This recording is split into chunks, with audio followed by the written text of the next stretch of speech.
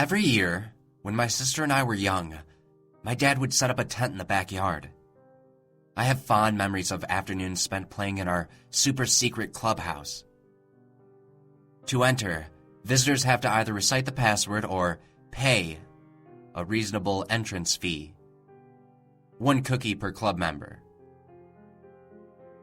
The tent was ours and ours alone, and we could leave it in as big a mess as we had wanted without getting scolded. Comics, toys, blankets, and even clothes were scattered about on the floor, but neither of us minded the chaos. On rare occasions, Dad would let us spend the night alone in the tent. Those nights were particularly special to us, as they were the only times we got to do anything outdoorsy. We lived in the city, and the closest thing we got to nature was a small forest separating our yard from the neighbor's house. The trees were so thin and far apart from one another that we could clearly see through the other side. It barely qualified as a forest to begin with, but despite this, I learned one night that something could hide in it. Just out of sight.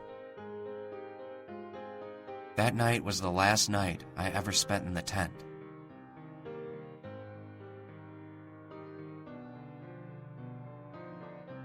It happened when I was about 9 years old. I woke one morning to the sound of my dad shutting the attic door.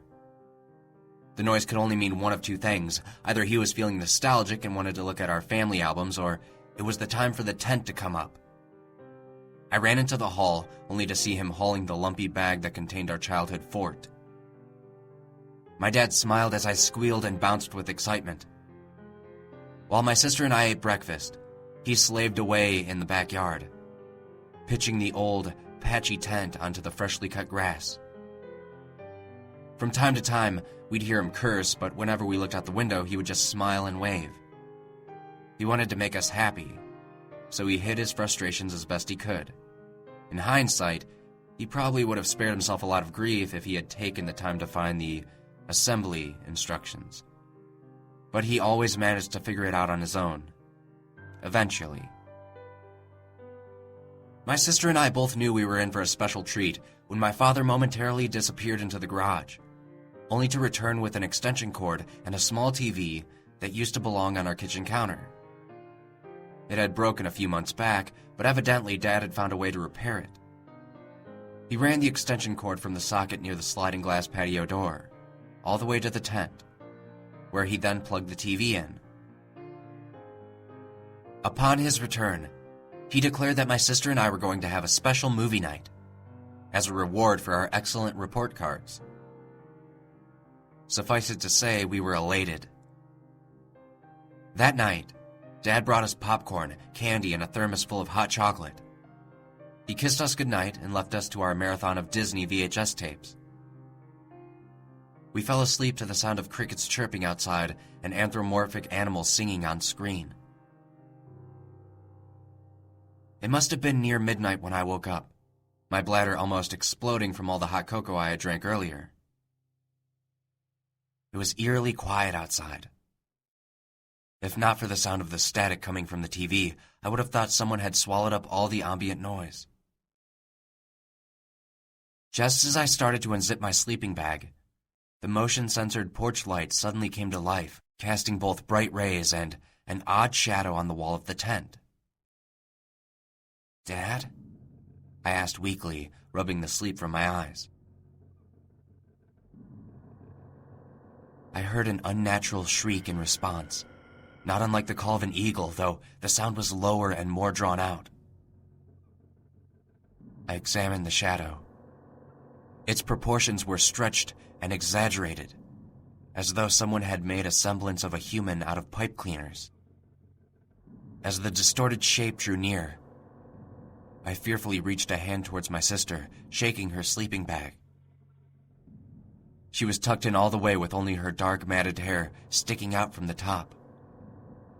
She had always been a heavy sleeper, so when she failed to awaken, I wasn't entirely surprised. Thumping sounds resonated on the porch as the figure moved. It began to circle around the tent. As terrifying as its shadow was, it was more terrifying to lose it from view every time it reached the back of the tent. Little by little, the stalker walked circles around the tent, drawing ever nearer with each rotation until it was within arm's reach. Its fingertips, or what I assume were fingertips, crept along the fabric, producing a noise like paper being torn. Fortunately, it didn't seem capable of piercing the protective mesh. Suddenly, the TV jerked violently towards the tent's entrance. Whatever it was pulling on the extension cord. The zipper began to unravel as the power cord lifted against it. I dove towards the TV as swiftly as I could and unplugged it. There was so much tension on the cord that my actions caused the form to fall back with an angered shriek. This time, I heard my sister stirring in her bed. I had barely had time to process what happened when I saw something slide into the tent from the small opening it had just made. Its texture was unlike anything I had ever seen or have ever seen since. I'd say it was similar to a lizard's scales, only more porous. With a frightened yelp, I smashed the TV against the finger, causing it to retract. Quickly, I pulled the zipper back down to the ground, only to feel the creature pulling it in the opposite direction.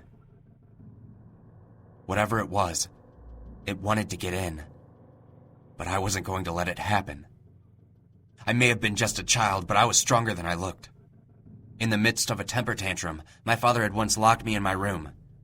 Despite the fact that a grown man was holding the door shut, I still managed to crack it open a few times by sheer force of will. Now, I was doing the same, but with a flimsy zipper instead.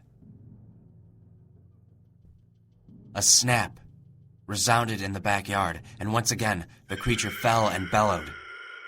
I could only deduce that the slider on its end had broken. Its ear-piercing howls made me quiver. I felt paralyzed, but I kept my hands firmly in place. My sister, on the other hand, merely turned over in her sleeping bag. As I sat there in abject horror, I heard the creature's footsteps head towards the woods, where they grew even more distant.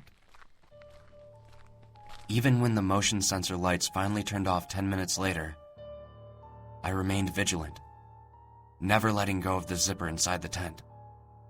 I imagined myself as a brave centurion, dutifully protecting its post, until I eventually passed out from exhaustion. Come morning, I could still see my sister's form snoozing lazily in her sleeping bag. I flew out of the tent, zipping it back up behind me. I felt like she'd be safe in the light of day, and I'd be able to go get my dad. However, as I reached the patio door, I saw my sister sitting at the kitchen table, happily swinging her legs while she scooped up her favorite chocolate-flavored cereal. The sound of the zipper slowly opening behind me brought me a wave of numbing fear to my chest.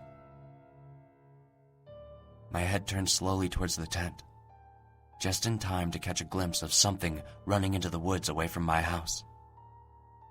Something with black, matted hair and strange proportions. It was gone in a flash, but from what little I could see of it, I could tell it was smaller than what had been outside my tent earlier. My sister had woken up long before me that night. The click of the VHS tape coming to an end had woken her up, and she had gone inside to sleep, where it was warmer